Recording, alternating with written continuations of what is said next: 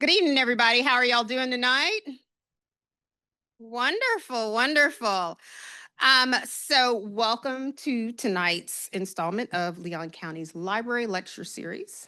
I am your library director, Pamela Monroe, and we are delighted to have you here this evening of history, storytelling, and mystery right here in Leon County. Now, in its 9th year, the Library Lecture Series continues to bring our community together to explore ideas, history, and perspectives that deepen our understanding of where we live. From art and science to heritage and culture, this series celebrates the people and stories that make our community unique. Tonight, we take a journey through Leon County's haunted history. Y'all are fantastic. I love this crowd. Now, of course, I lost my place, but that's okay. Exploring how legends, lore, and memory intertwine to reveal the struggles, triumphs, and transformations that have shaped our community's past. We're thrilled. There you go. To welcome our speaker, Stephanie Chandler of Storied Paths, a local women-owned business offering strolling history tours throughout Tallahassee.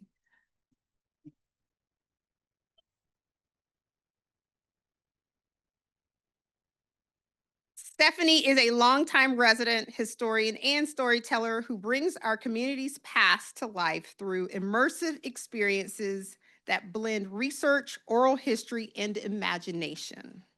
Please join me in welcoming Stephanie Chandler.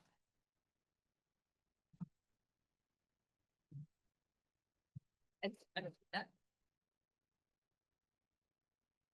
you so much. Can everybody hear me? Is this good? I'm hearing a no. I got a no. I'm mic'd. I'm not used to being mic'd like this. So there we go. Now I can hear myself. So thank you all so much. This is exciting and overwhelming at the same time. I love that there's so much interest in this particular topic. So thank you for coming tonight. So just a little bit about myself so you know why I do this. My husband, Mark, sorry, I'm going to point you out over there.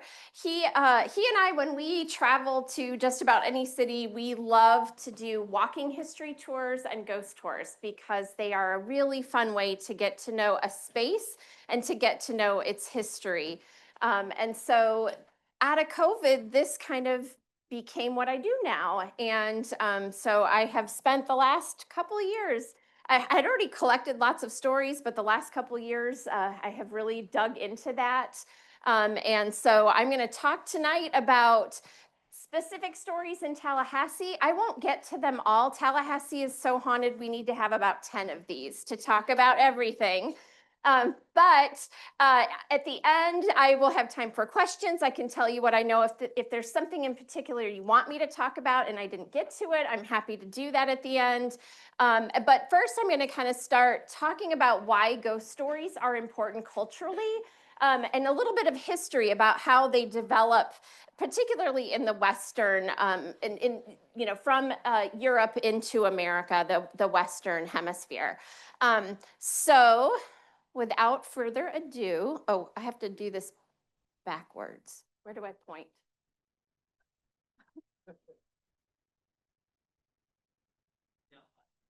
Yeah, not.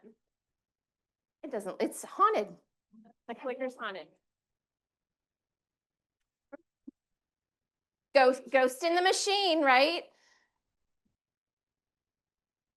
I can get the mouse. Okay.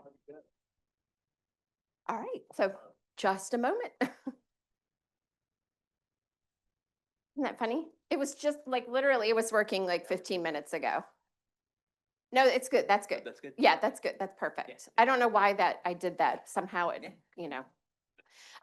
So one of my favorite quotes, it's not actually a quote. There's nobody that this is attributed to, but a lot of ghost storytellers say it, is you don't have to believe in ghosts to enjoy a good ghost story. And I think that is just particularly true.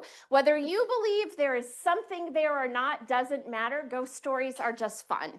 And so I some of my earliest memories, actually, my mother, now I'm going to point out my poor mom and dad over there.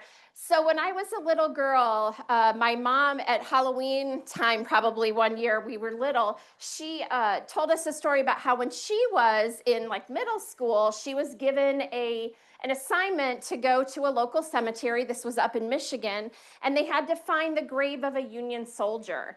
And, you know, it was a civics project, so it wasn't about haunted history. But of course, when you get a couple of middle schoolers in a cemetery together, it very quickly becomes haunted history. There was a mausoleum, a large mausoleum in that cemetery, and my mother and her cousin dared each other to go knock on that mausoleum. They walked up, they knocked on it, and something knocked back. And they hightailed out of that cemetery. And she told my sister and I that story when we were little. And I have just always loved that story because it made me, I don't really believe that there was something in there knocking back. It was probably an echo, but it made me realize that my mom at one point had been a middle schooler too, and had been excited about ghosts and, you know, had all the same fears that I did. And so that's one of the important things about ghost stories is they connect us over time and space. So just a little bit on why we believe or want to believe in ghosts. Our brains are geared for it. Our brains want pattern recognition, right? They want to make sense of what it's seeing. And so when something is unexplainable, or you see like a strange mist or a shadow and you don't know what it is, your brain wants to recognize it as something. And so we often give it a human form, if that is, if it's in human form, I suppose. But so our brains are geared to try to make sense of things. So that's one reason.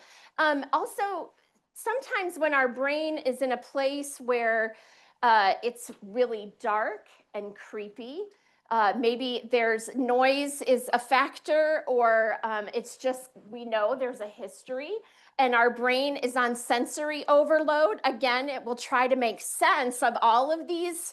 Our receptors are going crazy, and so it wants to make sense of what we are experiencing. So that's another reason that we kind of, we tend to use ghosts to explain things, or we believe in ghosts. Confirmation bias, and especially with ghost hunting, is a real problem. We think when we go into a place that it's already haunted, we're probably going to have a haunted experience, right? Or we're at least more susceptible to those types of experiences. And we could talk all day about confirmation bias is a real thing these days. Social reinforcement. When we are in a group, especially in middle school, and we're all together in the cemetery and we think that it's haunted, that social experience is going to reinforce what we think or what we expect to experience while we're there. But in general, on a larger and maybe even more important reason is because ghost stories help us with societal coping. Ghost stories are usually about tragedy or grief or situations that are hard to understand, things that we don't like to talk about, and ghost stories are a vehicle to understand those things or to cope with those things. And so they have a greater power that we don't always recognize. We tend to make fun of ghost stories sometimes, but they actually have a greater, deeper power for us as a culture and as a society.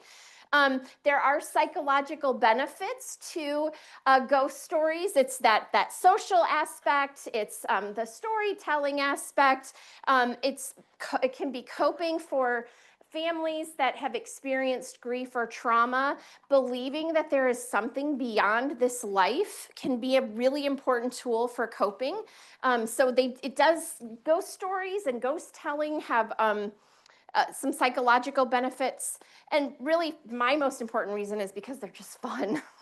It's fun. We as humans love the macabre. We love the dark stories. We are always seeking those kinds of things out. And so it is fun to kind of take time out sometimes and just learn about those things and approach tragedy from a lighter sense in some ways. So what am I going to do?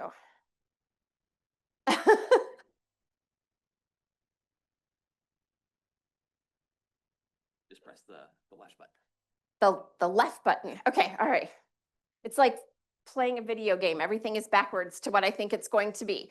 So just for tonight, we're going to define ghost in a particular way. There are several definitions that we could work with, but so as we go forward in this room, at least, we have some idea of what I'm talking about and what stories I'm kind of pulling from. So in general, a ghost is a disembodied spirit that can manifest or be observed in a variety of ways.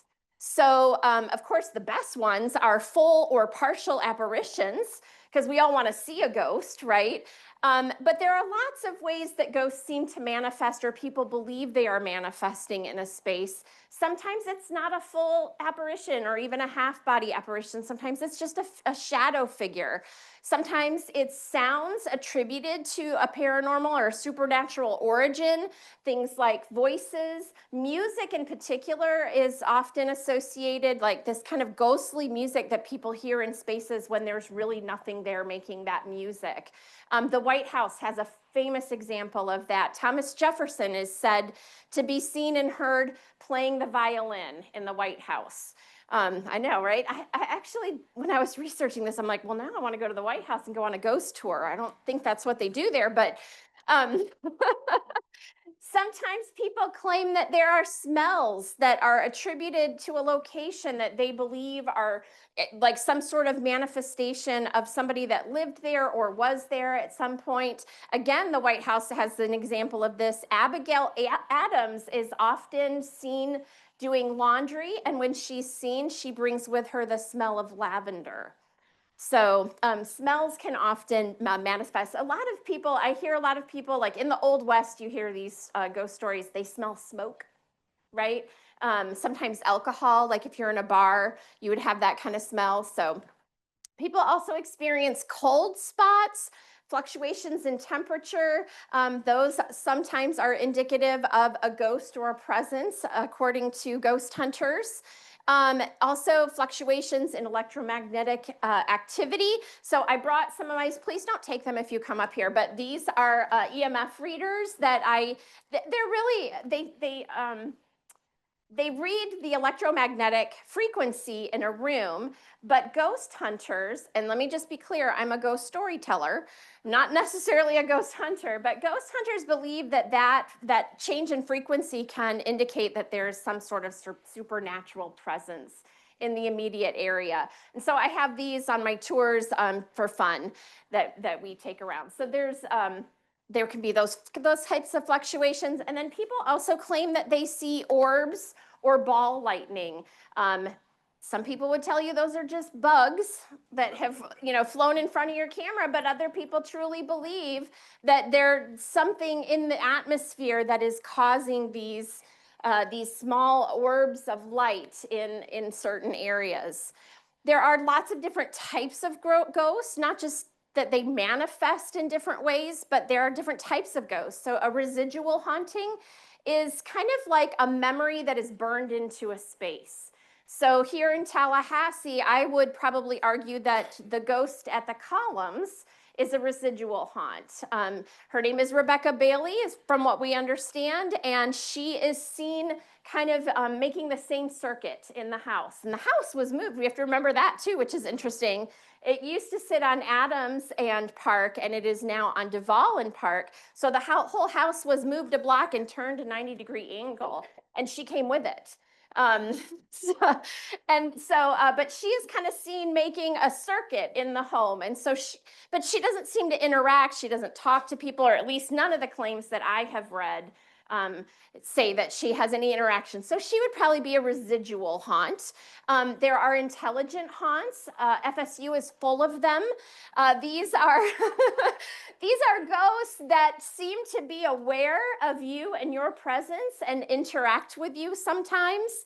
And that can be good or bad. Some are malevolent and some are not. Everyone is different.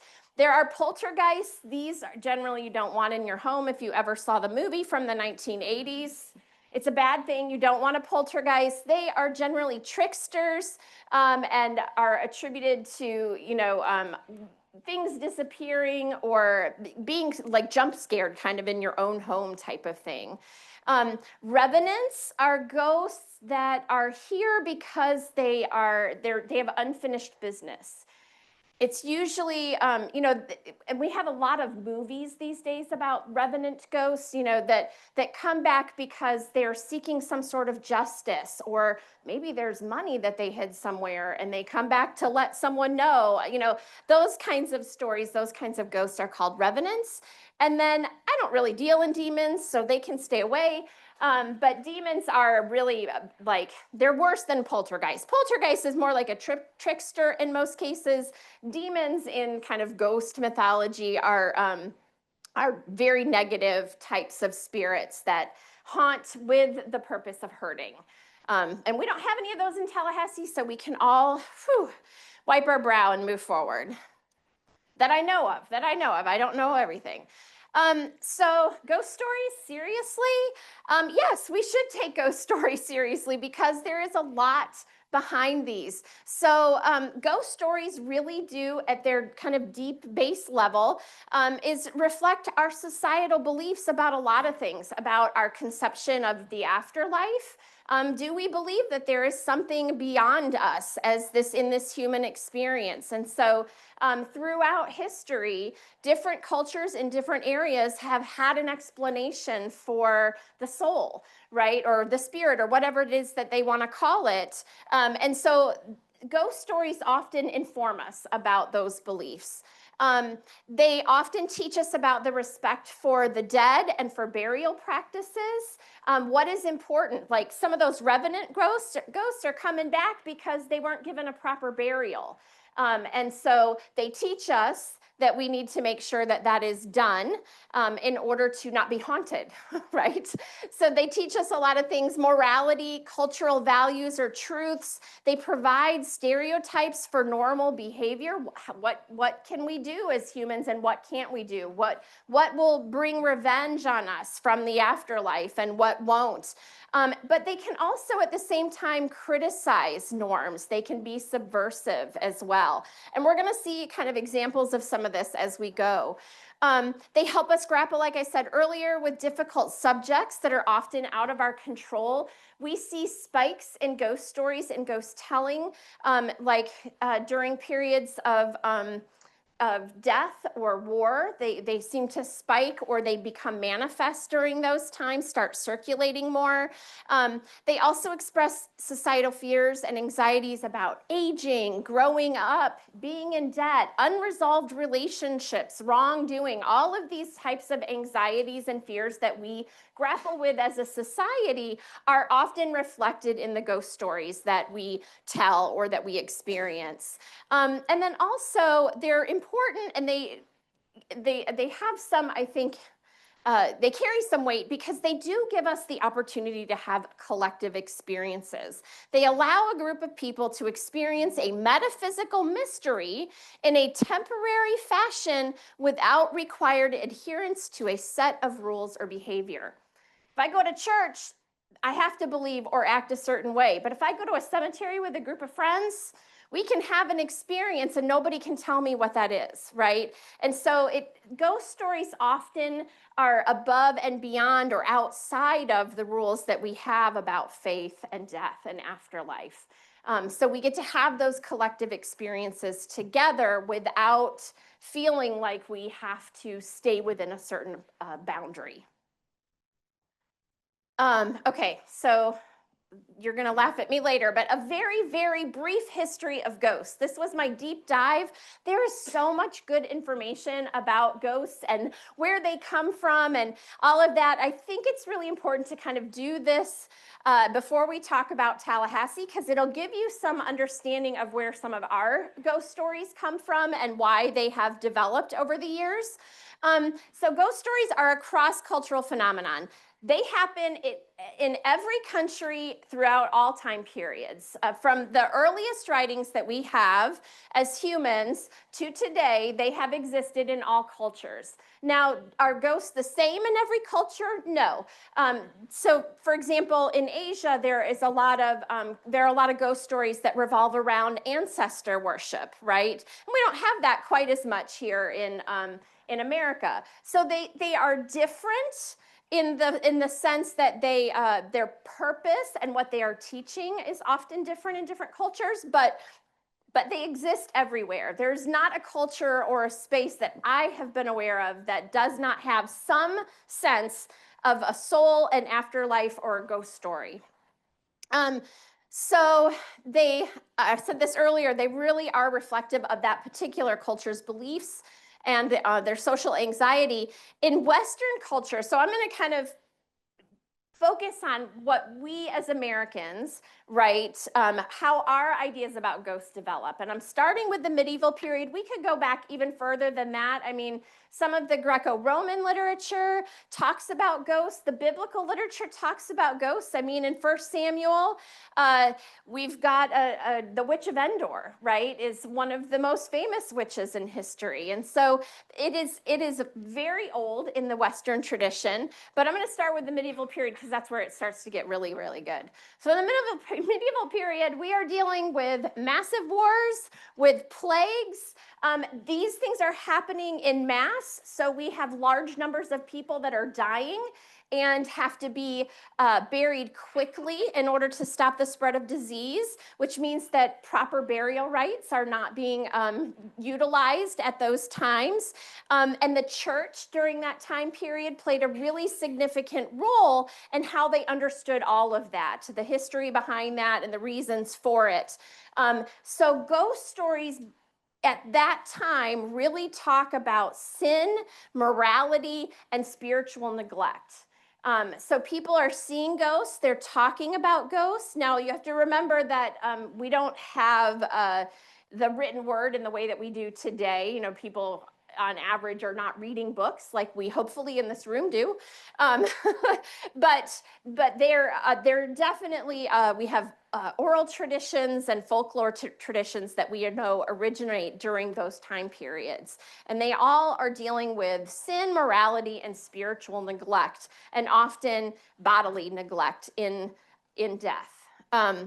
In the Renaissance, they begin to think a little bit differently. They start stepping aside from what the church is telling them about ghosts being sinful or the result of sin, and they begin to look at some of the philosophers from the Greco-Roman world. Particularly, we get Neoplatonism, this idea of the dualism of the body and the soul, and we begin to see ghosts show up in literature at the time. So as characters, not just as stories, but as characters. So think Shakespeare, right? We get Macbeth. We get Hamlet's father shows up. He wants revenge. Julius Caesar from Shakespeare also has ghosts in there. So we begin to see ghosts show up not just as hauntings or the purpose of teaching us something, but as characters. Like they become whole characters in themselves during this period. And then we get the scientific revolution and the age of enlightenment. And this is when humans really begin to think about life and death in terms of science and faith at the same time. They're trying to put those two things together, which doesn't always work very well, but we get both conflict and we get resolution. So we get some conversations happening during that time where you've got scientists who say absolutely not, there is no such thing as ghosts. We can explain all of this phenomena. Remember, they're trying to explain phenomena through science, and so they want to put a kibosh on the whole thing. Right? But then you've got other guys during this time who are really into the metaphysical and alchemy and things like that. And they're trying to use those types of science in order to explain what people are saying that they are experiencing. So there you get a little conflict and resolution, both of those happening at the same time. But what overall we're seeing in this period between the medieval period and maybe the late 1700s is we begin to see ghost stories reflect a move from superstition to reason. We want to place ghost stories and ghost hunting into reason, into scientific understanding. So now we get into the early 1800s and we get industrialization. This is a time period where we have high mortality rates, particularly among children. Disease is rampant. People have come in from the country. They're in groups in the city and exposed to each other. So we got diseases like cholera and tuberculosis that are running rampant through these cities. We have a lot of accidental deaths that are happening in factories and mines and other industrial type things like railroads. And so ghost stories begin to appear around those things. There's a lot of social upheaval. Everything has changed for life, for the average person during the industrial period. And there is a lot of alienation, anxiety, and confusion that is cropping up among people in America in particular, but this is also true in Western Europe. We get, think Victorian period England, they are all over the ghosts, right? They love that stuff. At this time, we also get this kind of development of Gothic literature where we have authors who are really exploring morality and psychology through ghosts. So, we get Shelley and we Frankenstein, and we get Bram Stoker's Dracula, and we get Jane Eyre has some of that going on in there. The Bronte sisters, all of these authors, Edgar Allan Poe, for goodness sake, right? These types of stories and the idea that we can explore our morality through the use of ghosts as characters, right, is coming out of that development that we saw in during the scientific age. So then we get spiritualism as people are really trying to make sense of this and are really trying to put science into ghost stories. We get the rise of spiritualism, which is the greatest movement if you're a ghost storyteller, because they do all kinds of weird stuff in like the 1800s.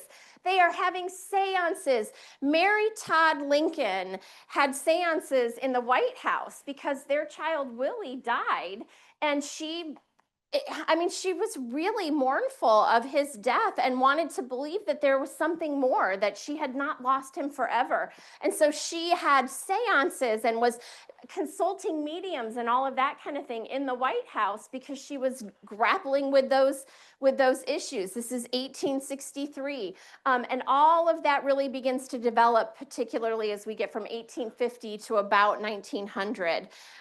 With all of that happening, then we get these kind of interesting mourning practices that crop up in the 1800s. So deceased hair art. Anybody ever seen some of that? That is some good stuff right there.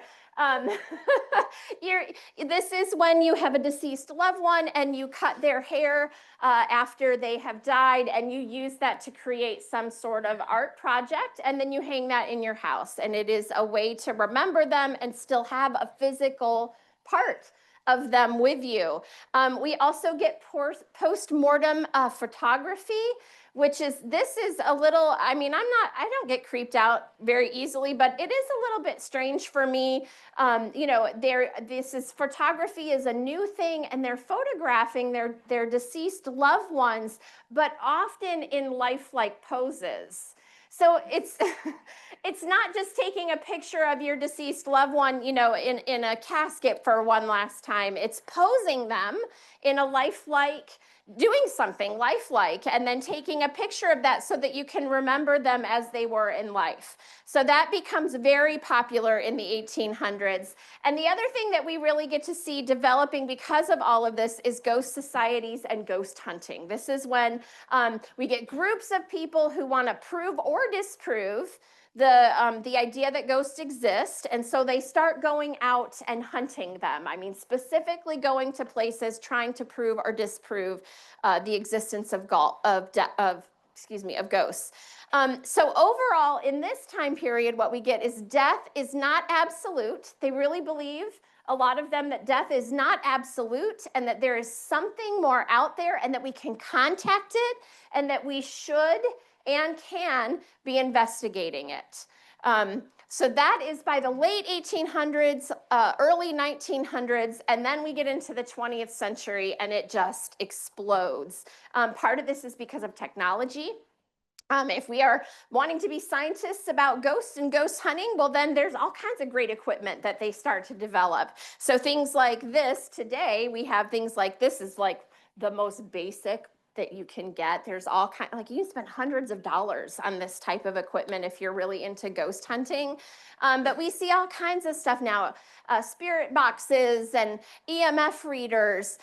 We even now have things like virtual hauntings where people believe that somehow ghosts are able to use the electricity in computers and the internet and haunt those things, and then show up and send you messages through them. So that's like that's a new thing. So the idea of ghosts continues to develop as we develop as a people and as a society. We get in the 20th century the real commercialization of ghosts.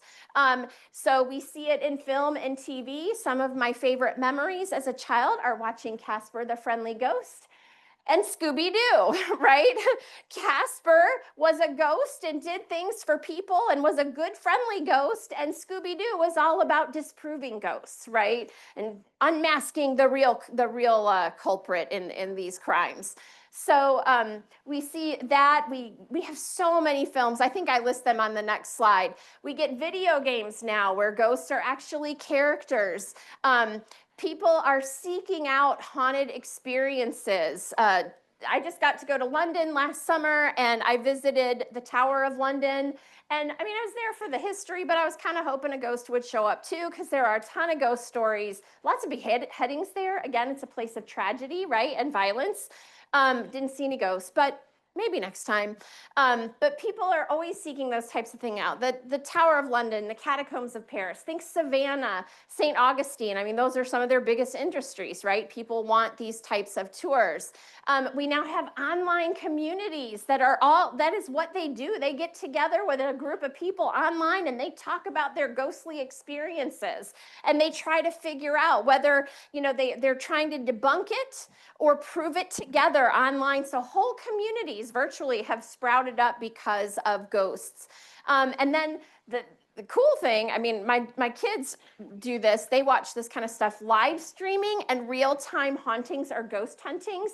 And this is when you get people who go to a haunted house or a haunted space, and they are recording as they are exploring, trying to, get some sort of proof of what they are experiencing. So this early 21st century, we are seeing a boom in how we now kind of approach ghosts and ghost stories. I do have to say, even though I have a ghost tour and I love it and I love to go on them, there are ethical considerations if you are interested in ghost hunting or visiting these spaces that I feel like I have to talk to people about. If you are going to these spaces, please show respect for, or in the cemeteries or graveyards, historic sites, and please show respect for the deceased. A lot of those people still have family that visit, and so we want to make sure when we are in these spaces that we are being respectful of our, with our behavior while we're there. And for goodness sake, if you go to a cemetery and you're there to see a specific grave and there's a loved one there, just walk away. You would be surprised that people don't do that, and they will go to a family and ask questions about the haunting of their loved one, which can be really, that's really interrupting somebody's own grief process. And these are things that ghost hunters and storytellers, we talk about these things. I think it's really important that we don't exploit grief or tragedy. So for example, in my personal, when I do storytelling, I would never tell stories that make light of, say, enslaved people in the South, right? It's not funny, and I don't want to exploit that. Those are choices everybody has to make, but they're things that we think about as we carry on these stories. You want to have cultural sensitivity. The way that we think about ghosts is not how everybody thinks about ghosts. And so you want to always be sensitive to other people and what their cultures might indicate about those. And also the other thing, and we're going to have a really good example of this, is somebody's posthumous reputation. You can die and then be a witch. like we have in Tallahassee, and that can affect not only your reputation, but your family's reputation, right? And so these are things that you want to be considerate of, or at least be considering if you decide to go out and do these things. But again, like I kind of said earlier, there are a lot of benefits to ghost hunting and ghost storytelling. It can be therapeutic. These stories are often very old and have been passed down from generation to generation, and they have morphed and they've changed a little bit, but ghost storytelling helps us to preserve and pass on local lore and local legends. They connect unrelated people to a place and its story through entertainment and humor. So I can't tell you how many people I've been on a tour with, whether it's mine or somewhere else, where they're like, I had no idea. And they're excited because it has made history approachable. It's a fun way to learn about history. And then people feel connected to a place. And once people feel connected to a place or a story or an event, then they become interested in preservation of that space. So it can be a really beneficial thing if we consider the ethical issues that can come up with ghost storytelling or ghost hunting. All right, and these are just, I wanted to list, we're in a library, so I felt like I should list some literature, right? Epic of Gilgamesh, First Samuel, Hamlet, A Christmas Carol. I mean, everybody's seen that, right? Like all of those ghosts. The Legend of Sleepy Hollow, The Shining, The Haunting of Hill House, The Turn of the Screw, all that Gothic literature. I mean, these are all, and there are so many more examples of literature that use ghosts either as characters or as a way to tell a story. And film and tell, here are some of my favorites. Harry Potter, Ghost. I mean, excuse me, but the sexiest ghost that ever lived in film, right? Sorry, hun. The Sixth Sense, which was great. The Ghost and Mrs. Muir. I particularly like the black and white film. Ghostbusters, Poltergeist, Monster House, Casper, Amity Horror. So we have this whole other genre of like horror films, right? And then we have things that have been recent in the last few decades, like Ghost Hunters and America's Most Haunted, which is where people go into these and do these spaces and do investigations. What I will say about the supernatural in film in particular and TV is that it is usually over the top and full of hyperbole, while local tales are usually more relatable and they're a little more understated. They're, I saw a ghost. It's not that the ghost was haunting me and came in and cooked me dinner last night. It's, but you get that in our movies, right? So there's a huge difference between how ghosts are portrayed in folklore, oral tradition, and how they're portrayed on film. All right, and then these were just a couple more that, I went down a rabbit hole, guys. I'm really sorry, but there are just so many good stories out there. These are ones that we see a lot in America. The Flying Dutchman, which is that cursed ship that roams the sea. We just had that. It showed up in the Pirates of the Caribbean, one of those movies. The Legend of Sleepy Hollow. I don't know how many times that thing has been made, but Scooby-Doo did the best. Who has not looked in the mirror as a young person and tried the Bloody Mary thing, right? Like, and it is such an interesting, the history behind that. There's some debate about where this comes from. Some people think maybe it's referring to Queen Mary, who killed a lot of Protestants in England, but really probably it has roots more likely in, there's a Russian tradition that if you are a young woman and you say her name while you're looking in the mirror, your future husband will show up behind you. And so that was a very popular, there's a whole name for it too. It's a very popular tradition. And so we think that's probably more likely where the Bloody Mary tradition came from. And it really, especially for children, this is about being vulnerable and being scared, all of that kind of thing. The Winchester House, haven't been there yet, but my goodness, I would love to see it. Obviously, she lost her child and her husband, and so she was in grief for the rest of her life. And we believe that, how she kind of deals and copes with that is through this really mysterious house. But of course, now There are all kinds of legends about it being haunted and that she was haunted. And then the White House. I've already told you 2 of those stories, but there are all, I mean, there are so many ghosts in the White House. It's really unbelievable. But it makes sense, right? Because the White House is a symbol of our nation, not just the good times, but also the turmoil that we have gone through as a country. And so it is often figures that represent that or have had personal turmoil that are seen at the White House. So all of these. And that unnamed British soldier has to do with the War of 1812. He was apparently killed in the raid on Washington, and so he is this unnamed soldier that roams the White House. All right, so we're ready, right? We all want to talk about Tallahassee ghost stories. FSU is so haunted. We could do like a 2 or 3 hour tour just at FSU. There are so many ghost stories that come out of FSU. Every dorm, on the old side of campus, every dorm has at least one story.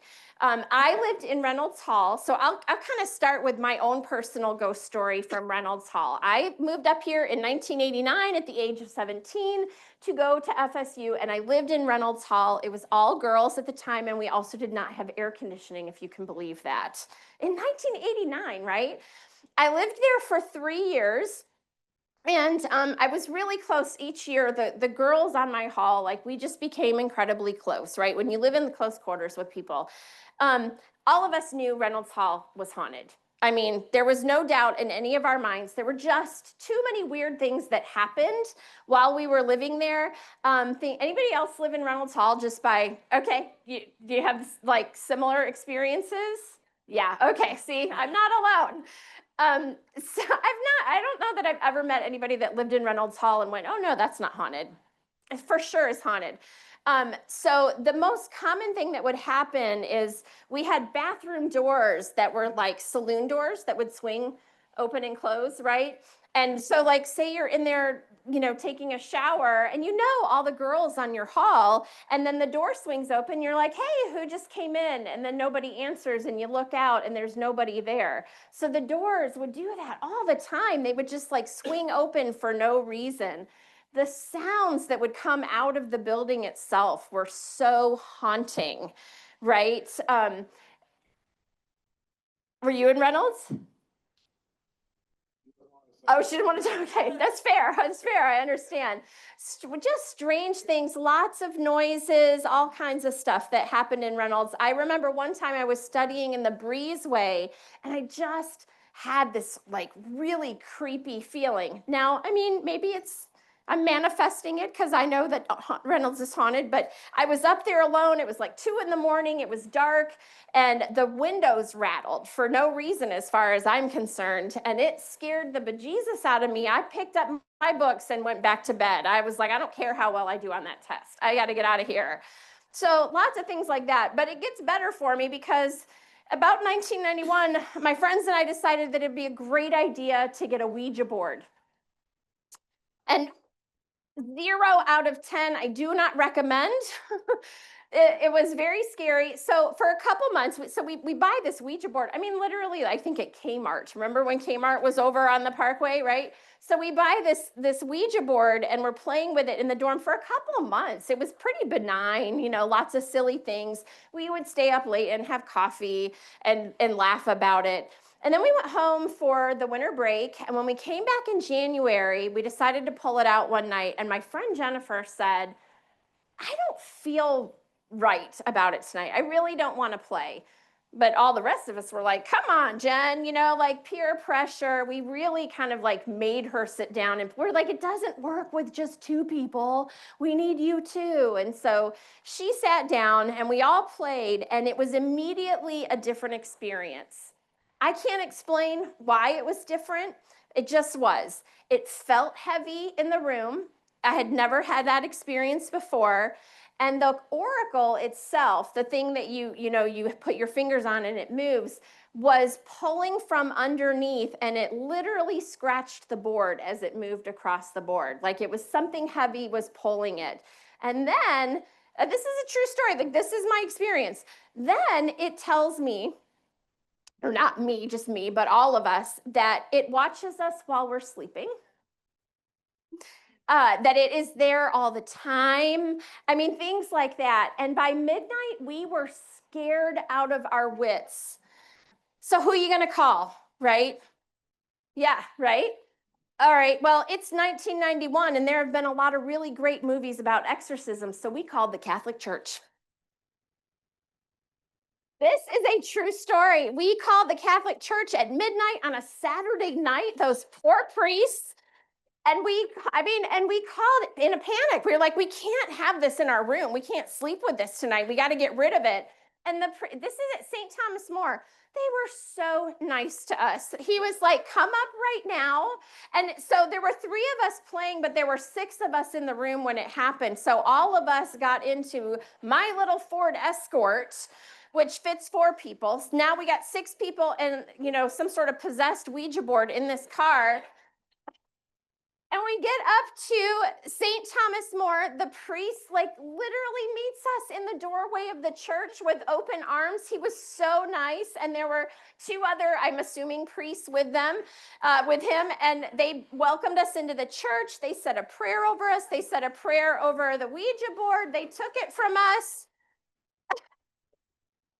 So then we're kind of curious. And we're like, well, what are you going to do with it? Like, how do you get rid of it, right? We've seen the movies, right? There's got to be some sort of ritual or something, right?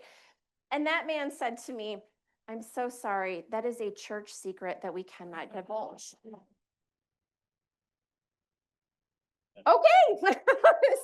So then, as we kind of now feel better, we've now been blessed by 3 priests. The Ouija board is out of our hands. I secretly wonder if there's like a closet up there they put these things in.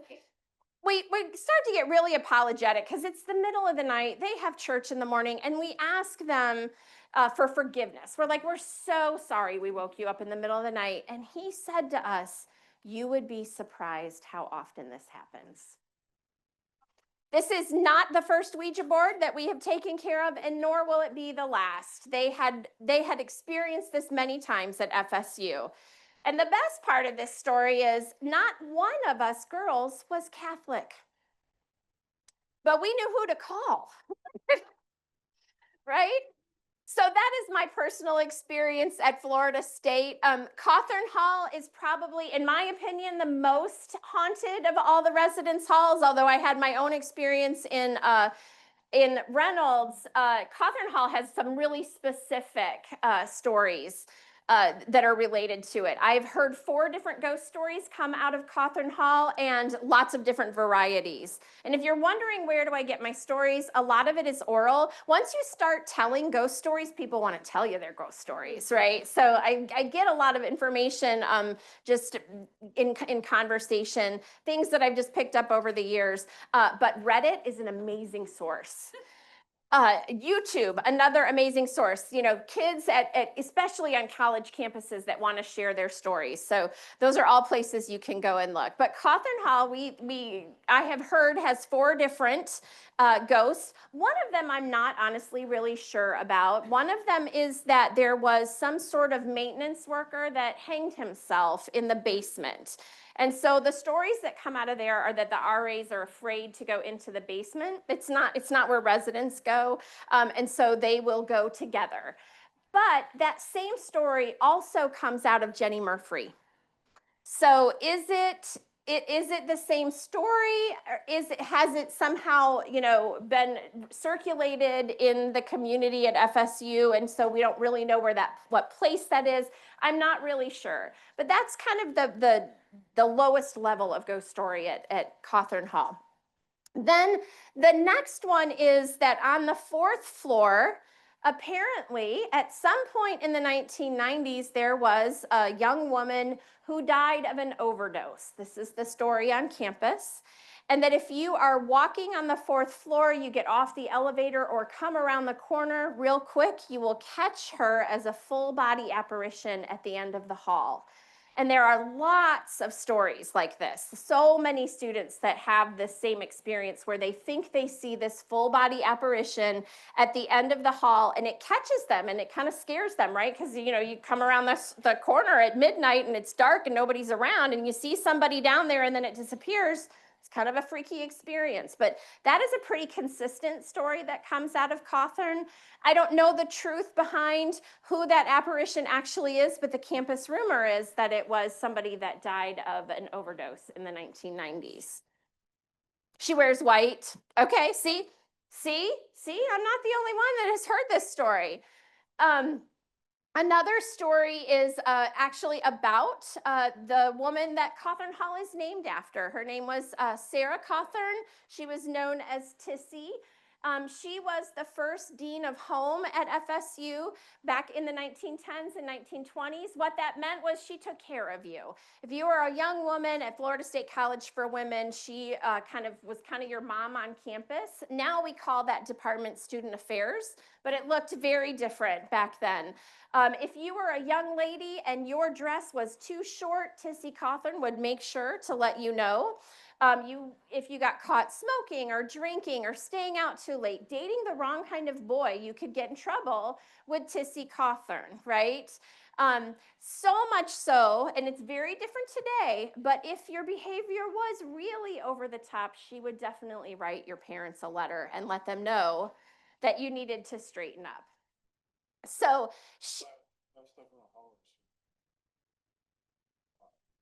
yes, so there are all kinds of stories now that Tissy still haunts Cawthorn. Now there are rumors, and this is one of those instances where we want to be really careful about a posthumous reputation, because apparently in life, Tissy was a very caring person. But there are now stories on campus that she went crazy in the 20s because the girls' behavior in the Roaring 20s was like crazy over the top, and it drove her crazy, and she was institutionalized. I don't know the truth behind that, but she does eventually die, and there is something there that picks on girls. It doesn't, whatever this entity or this experience is, it doesn't seem to pick on boys. It picks on girls. So if you are a young woman living in Cawthorn in this day and age, and you are maybe making some questionable decisions about your life, and believe me, they do that, then Tissy might show up. You will be the only room on that floor that has no electricity, or your hot water is your cold water, and your cold water is your hot water, or your favorite sweater will go missing for days, and then one day just show up folded neatly at the end of your bed. These are the stories that come out of Cawthorn. So she is probably one of my favorites. I guess she's kind of like a poltergeist in the fact that she's a trickster. She's definitely supposed to be an intelligent haunting. And whereas the girl at the end of the hall, I would say, is probably a residual haunting. But the worst story that comes out of Cawthorn is about a young woman who died on the roof up there. No, she didn't jump. That is actually at Jenny Murphy. At Cawthorn, she was struck by lightning. So this is a true story. We know for sure that Cawthorn was struck by lightning. I think the year is 1952. And it damaged, there was like a platform where you could go hang out outside, but it also damaged the elevator. We know that to be true. The Democrat article at that time does not mention that a student was harmed, but according to campus rumor, there was a young girl out there who was struck by lightning. Her name was Jenny, and she died by that lightning strike, and it took several days before they found her because there was so much damage from that strike. This is the campus information, right? So take it as you will. But she is now a haunting Cawthorn, and she's probably the scariest ghost, because if it is a dark and stormy night and you live on that top floor, she will show up as a floating face and pound on your window screaming to be let in. Yeah. So she is the scariest ghost that is living in Cawthorn Hall. So I'm gonna hurry up. Landis Hall and Strozier Library have a lot of stories that have to do with the old steam pipe system underneath the school. We used to heat by steam, and there are tunnels, or supposedly tunnels.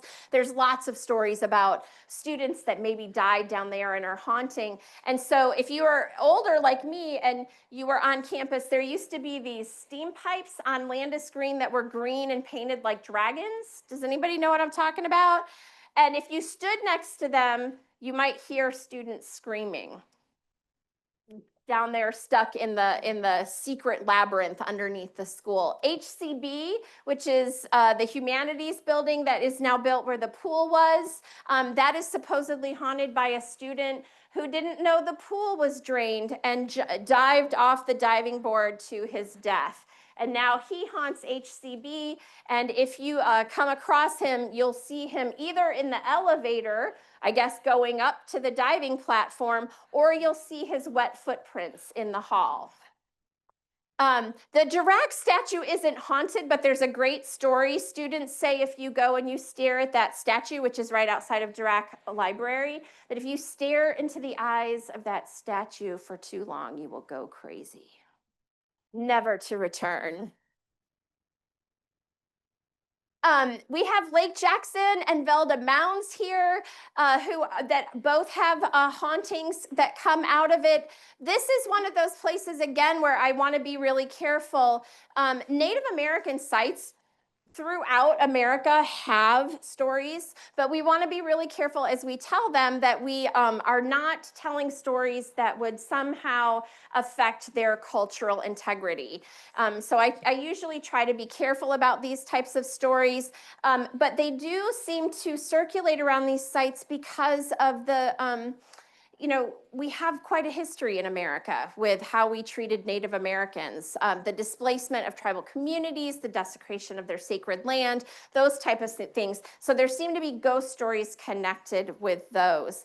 The Lake Jackson mounds, it's really mostly sounds that people hear, but at Velda Mounds, there have been apparitions that have been seen by community members, including a wolf that will howl at the top of the mound. But the best story that comes out of Velda Mounds is actually Emma Boyd, who was a professor at the Florida State College for Women in 1922. She did a little dig on her own out there at the mound. That was very common back then. This is before archaeology was regulated. And she hired some guys to dig like a trench around the mound with two of her friends, and they went down in that trench to get in low, and the mound collapsed.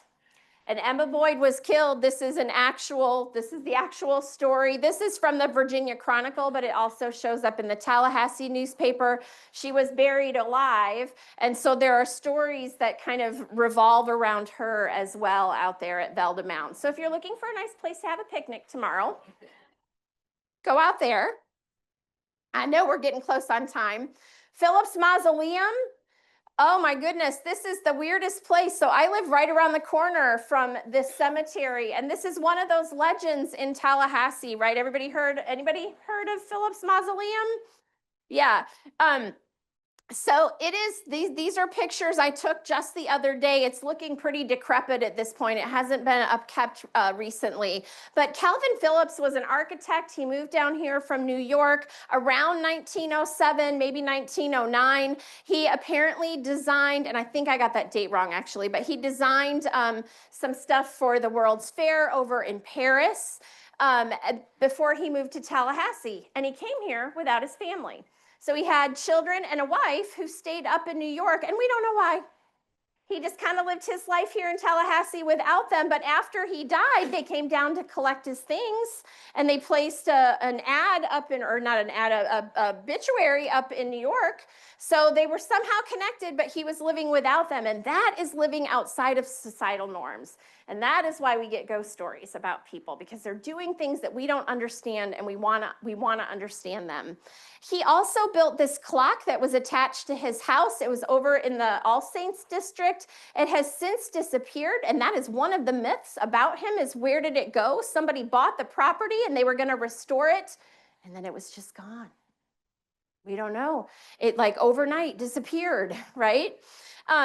So we're not sure. And there are these ideas that he was obsessed with time, that he knew the time of his death, because one of the myths about him is that he built this mausoleum, which we know he did. He actually was an architect and built this mausoleum. And the day he died, he walked in, laid down, and died.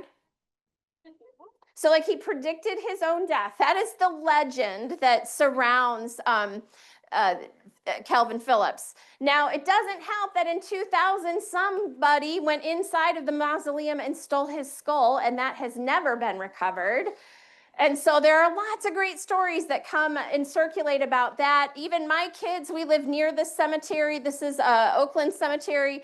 As soon as I got some EMF readers, my kids hightailed it to the mausoleum and did some investigating of their own, and there were lots of hits as far as I have heard. So lots of children and young adults like to go and visit this this grave and see about Calvin Phillips.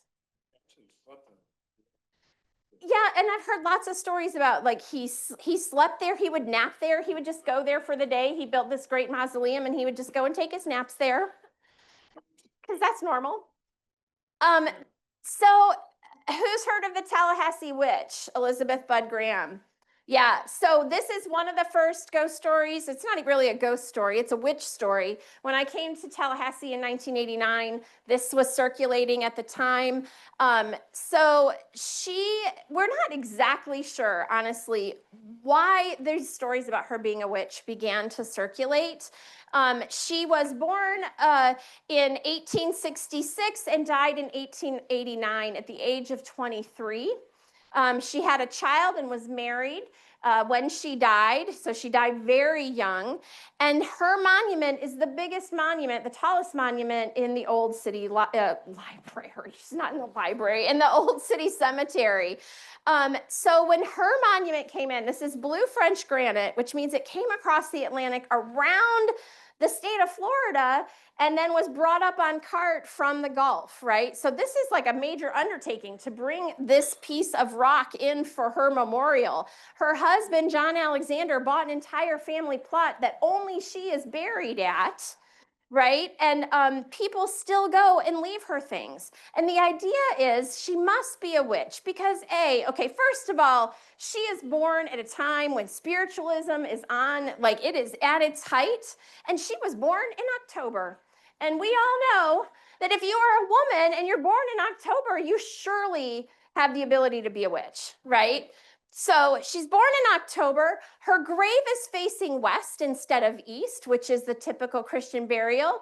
It doesn't always happen that way, but it's most common. But she is facing west.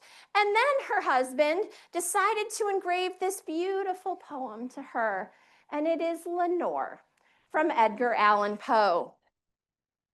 And it's the part of the poem that talks about being the queenliest of the dead, about crossing the river Styx, and being the doubly dead.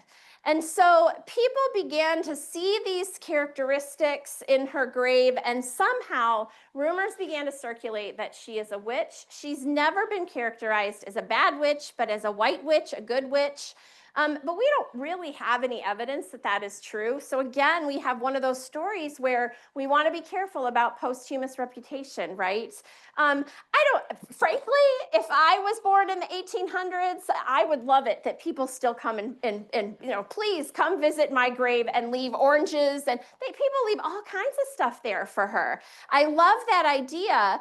And I love that she was 23. And if it wasn't for these legends, she may not be remembered in Tallahassee, right? But at the same time, people are leaving candles, and those are melting, and those are ruining the granite, right? Yeah, so you have to be really careful about these types of things when you tell these stories or you perpetuate these types of legends.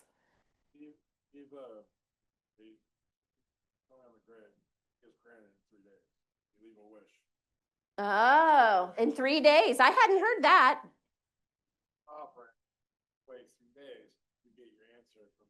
Oh, and see, I had heard that it kind of started with young girls like So she must have bewitched John Alexander, right? Because, I mean, she was born in October, but she must have bewitched him because she got this really rich guy to marry her and then build her this big monument. So she must have bewitched him. And so again, this tells us so much about cultural beliefs and norms and how women were supposed to behave or not behave, you know, that kind of thing. And so she definitely has all kinds of stories that circulate about her. So is that what you've heard? He's saying he'd heard that she had an affair. I've never read that about her, and so I would be careful about that. But that, you know, these are again, this is a story about a woman at a time who was given something beautiful by somebody that loved her, and that was outside of the norm, right? And so now stories circulate about her.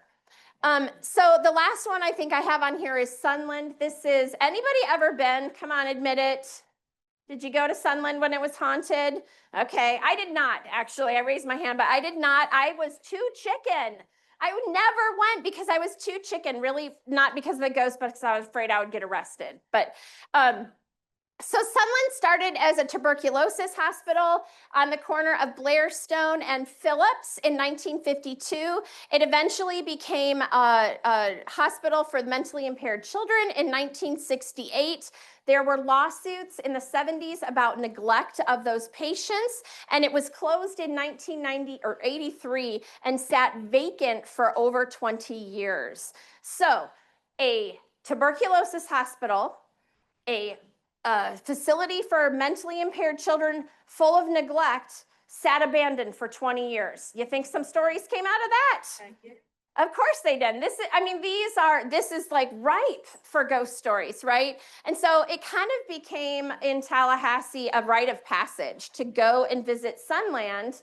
I mean, it would be trespassing, but they did it and try to either record what you saw or heard. And there are so many stories that came out of Sunland. People saw things, they heard things. It didn't help that all of that hospital furniture was still there. So you would walk in and the cribs that babies were in were decrepit and in there. And so it became a haunted space. And people loved to go and explore this haunted space. If you want to know more, go look up on YouTube. There's a couple of videos out there where people tried to find things at Sunland. It is now Victoria Grand Apartments. So if you're looking for a new place to live, you can go live there. And it is actually, there are stories now coming out of Victoria Grand Apartments. They're all over Reddit. People say that they have strange experiences from seeing apparitions to hearing things moving, their pets reacting to nothing, you know. So there are still stories coming out of that space that was once Sunland. And it is probably the most famous. Like if you're looking online, if people Googled ghost stories in Tallahassee, Sunland would come up almost immediately. Oh. So you might see, like, yeah, I mean, these are the stories. So if you go, be respectful. Remember that trespassing is illegal. Don't go on somebody else's property. Cemeteries close at sundown. You're not supposed to be in there after dark, even if the gates are open. And don't leave items that can stain or harm structures. Leave no trace is a really good principle, even when you're ghost hunting here in Tallahassee or wherever. And that is about it. You want to tell me your ghost story? I want to hear it. Email me and let me know what you know. Thank you so much. Sorry, I went a little over. Yeah.